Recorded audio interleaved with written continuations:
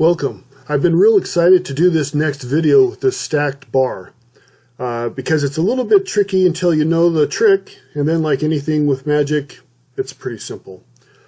We've got sales on the left, we've got the months along the horizontal axis, we've got a reference line, and anything above the reference line is one color, anything below the reference line is another.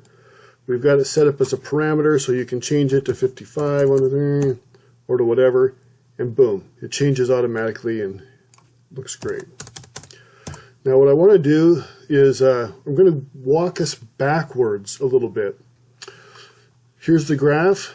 What we're going to do is I'm going to come up here, you probably can't see it, but I'm going to show the header, okay? I think you may know where we're going with this. Take off the dual axis. We actually have two separate bar charts.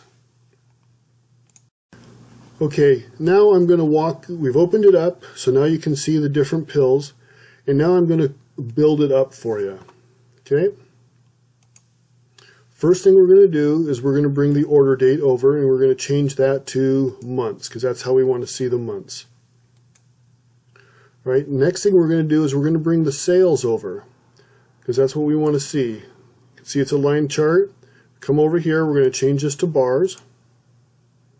We're going to change the sizing a little bit. We're going to change this to 25 days or 27 days. So you get a little bit of space. We'll just need to remember that. And now we want to add a reference line. Okay, add a reference line. And we're going to set the reference line to the reference sales. And we're just going to put the value there. Here I created the reference sales earlier. We'll just pull this up. It's an integer value, anything's available. So we'll show that. So this will allow us to, where is it? This will allow us to change the value that we want. Oops. Okay, first stage is done. Now we need to add the second. Here's where it gets a little exciting. We're going to look at this monthly fees.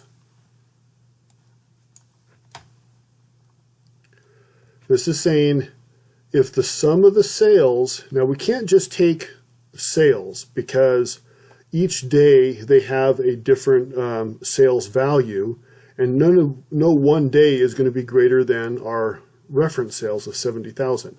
So we want to sum the sales for the month, right? So we're going to sum the sales. If the sum of the sales is greater than our parameter, the reference sales, then we're going to just put the reference sales.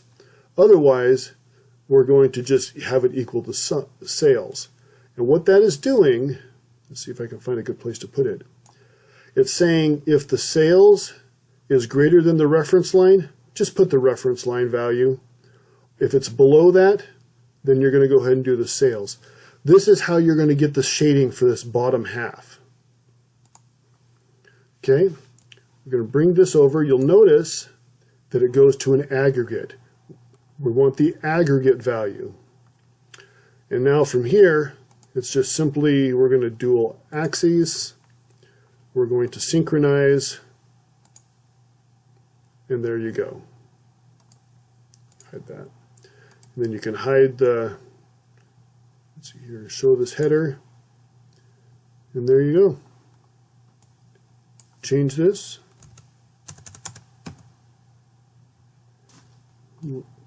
Easy. It's easy if you know the trick. Thanks for watching. If you found this video helpful, hit subscribe and the little bell to be notified when new videos are released.